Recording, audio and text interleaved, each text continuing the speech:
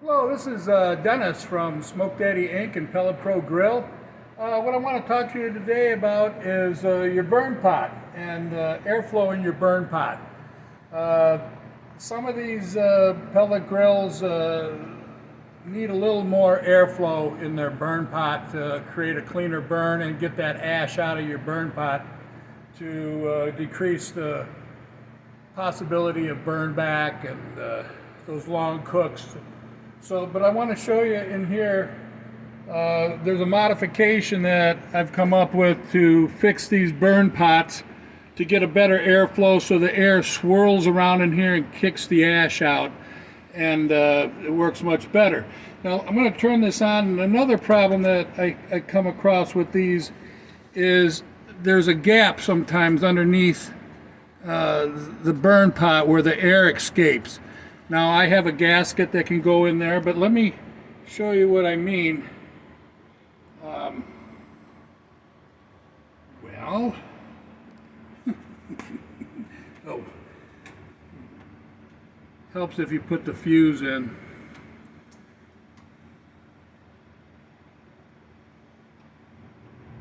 See how the air is coming out here and blows that ash away?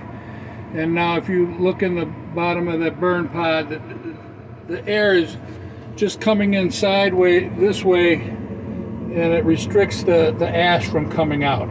So let me show you what I've come up with, a quick mod that you can do on your own burn pot, or we will have them available. We can modify them, and I'll show you about the gasket.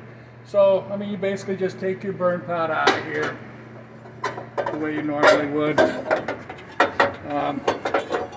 Get your hot rod disconnected, and we're going to go over to the vise, and I'm going to show you how to modify that. Okay, what you want to do is get your burn pot in a vise to hold it.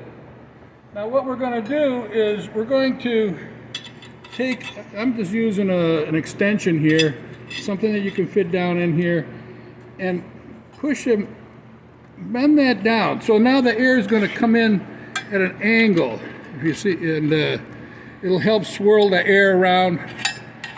So you do that with all your holes.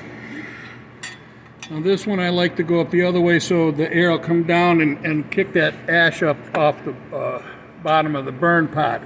So now the air is going to come in here and flow around, but we'll flip it around,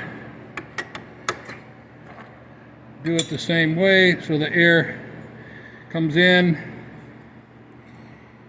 and helps swirl that ash around and get it out of there. So it's pretty simple mod.